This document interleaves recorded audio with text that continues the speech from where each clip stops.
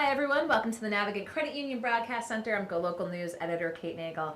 Thanks for tuning in for the 4 o'clock show. 3 o'clock was packed with Rachel Nunes, including Jim Nellis with Rhode Island Food Fights announcing the winner of the iced coffee fight. So be sure to check that out. But as we do most every Tuesday, I like to go down inside the Beltway, welcoming in Jennifer Lawless. Thank you for joining us today. Hi. Glad for you to join us, as plenty to talk about between the Trump administration and what's taking place here. The president is continuing his assault on the media, as we've seen. Just recently took Don Lemon to task, bringing in LeBron James and more. You know, we've come to expect this from the president. Is there anything unexpected? There are a couple of things that are unexpected. The first is that it's become very clear in the last week or so that the president's takedown of the media is not a sentiment that's necessarily held by everybody in his inner circle. Both Kellyanne Conway and Ivanka Trump distanced themselves from those comments. Now, we can be cynical and say it's because they want a career post-Trump administration and know that they'll have to deal with the media, but it could also be because they actually value the First Amendment. The second thing, and this is more startling, is that a recent poll found that a decent number of Republicans believe that the president should be able to shut down those networks and those outlets that he does not like. You've got more than a quarter of Republicans believing that if the president wants to get rid of CNN or MSNBC or NBC even, that that's okay. And so given that a free press is a fundamental pillar of a democratic government, this is a scary development. Indeed, and of course we saw folks chanting from CNN coverage, anti-CNN sentiment, the Don Lemon sentiment. Did you see Don Lemon's reaction, basically accusing the president of being racist? I did, and it wasn't only Don Lemon. There were various other CNN anchors that have had experts on race and politics comment on this. Last night, for example, Cornel West explained that even though Donald Trump is an equal opportunity insulter, and even though he's probably equally likely to call blacks and whites, women and men dumb, the history of slavery and the history of race relations in this country means that those words are more charged when they're targeted at an African American. And that's the same kind of race baiting that this president has engaged in from the minute he came down that escalator in Trump Tower.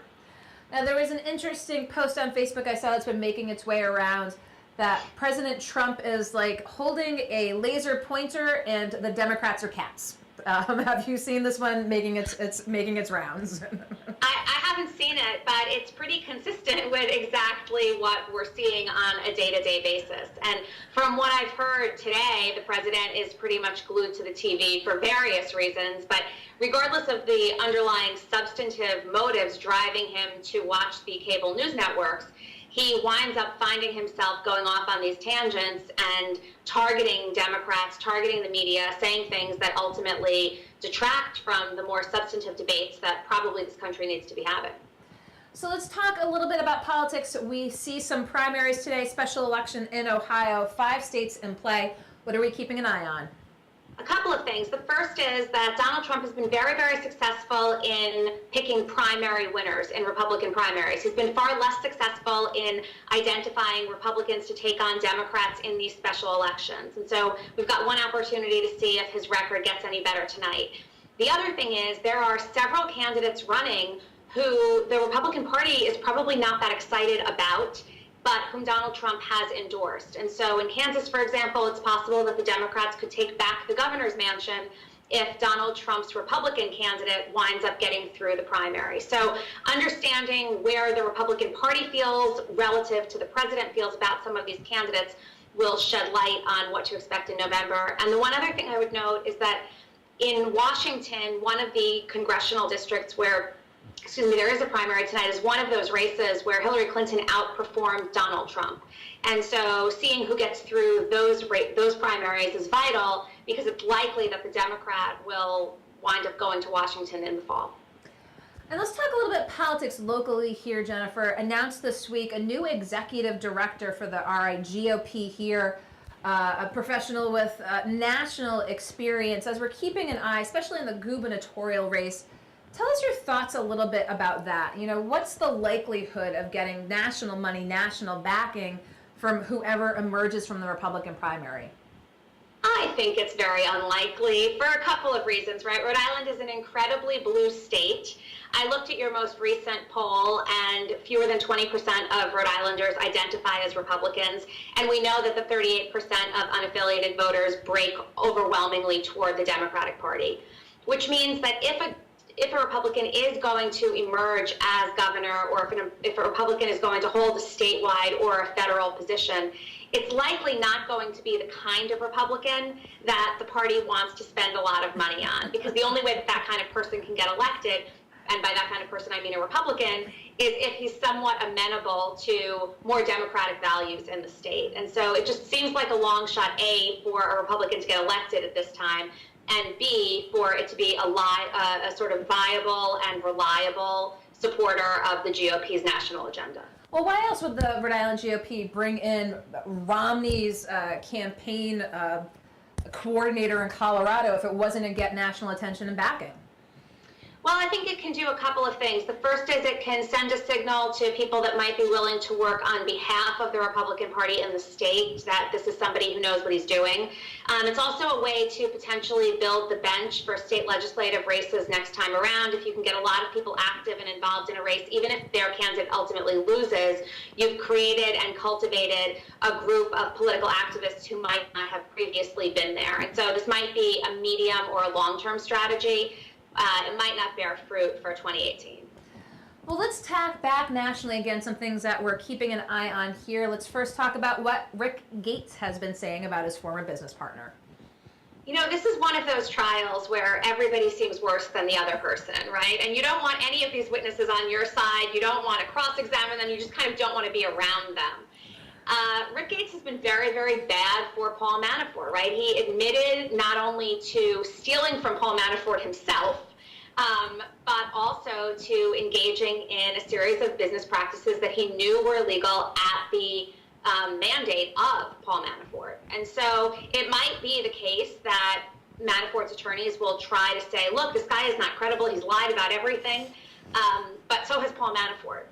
And frankly, I think that there's a pretty decent chance that Gates is going to ultimately be viewed as a somewhat credible witness because he's admitted to the indiscretions and the illegalities that he's engaged in himself.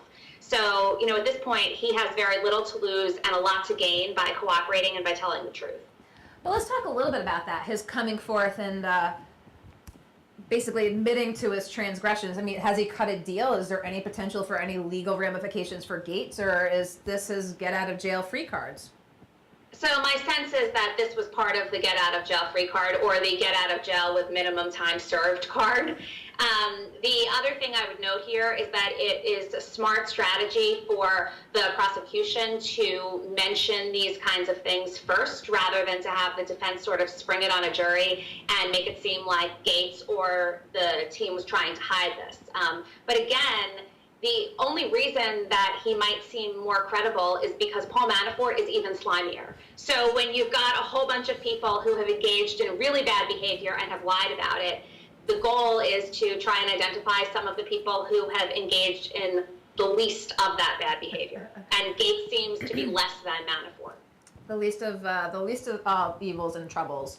Speaking of someone who's got some troubles, recently revealed today, Michael Cohen under investigation for tax evasion. I mean, if it just can't get any stranger, it keep does.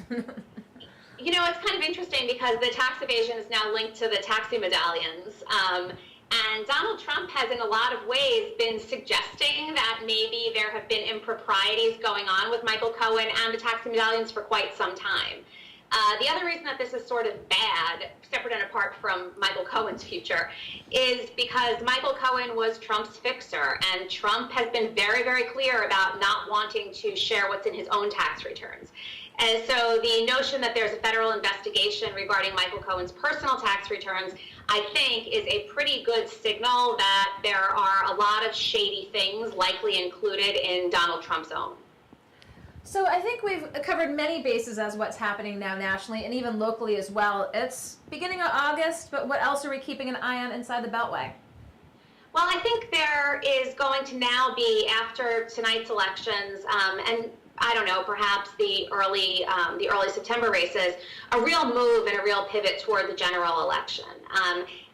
After Labor Day, that's when people start paying attention. So my sense is that over the course of the next 3 or 4 weeks, we're going to see more and more candidates try and figure out exactly where they want to position themselves. We're going to see where they sort of place themselves relative to Donald Trump. Paul Ryan today, for example, commented that the reason he doesn't ever criticize Donald Trump is it's like a boomerang effect. There's nothing to be had from doing that. And I think a lot of candidates are going to find themselves in a position where they have to make those similar decisions. So we'll see that. And I think we'll also see some progress on the Mueller investigation. Every single day, it seems like there's a trickle out of new information. And almost every single day, you have Rudy Giuliani explaining that tomorrow is going to be the day the whole thing ends. So, you know, the next month or so is the last time prior to people paying attention to the midterms that Mueller can really make progress. So my bet is that he's going to try to move as efficiently as he can over the next few weeks. One last question while I have you here, Jennifer. There's been a lot of talk in recent weeks about the second quarter economic report, 4.1% growth in the GDP. Trump and Republicans claiming it as a win, Democrats pointing to similar numbers under previous Democratic administrations. How big is the economy going to play a role in this election in November? Oh, it's going to matter a lot, and it's the best thing that Trump has going for him. People look around and assess whether their economic circumstances are better now than they were 2 years ago or 4 years ago. And frankly, they don't care if it's a result of Barack Obama's economic policies or Donald Trump's. They don't care if this is what it was like under Reagan or Carter or Roosevelt, right? Like, they care about what's happening right now. And that is something that Donald Trump is going to be able to tout. And it's probably part of the reason that he was able to get elected in the first place. Well, we're going to be keeping an eye again on what happens today and Tuesday across the country. More primaries coming up, and of course, the general in November. Jennifer Lawless, as always, appreciate your taking the time to Skype in from down inside the Beltway. My pleasure. Okay, thanks. We'll let Jennifer Lawless go. We're going to get a lot more local here. Don't go anywhere. We'll be right back in the Navigant Credit Union broadcast.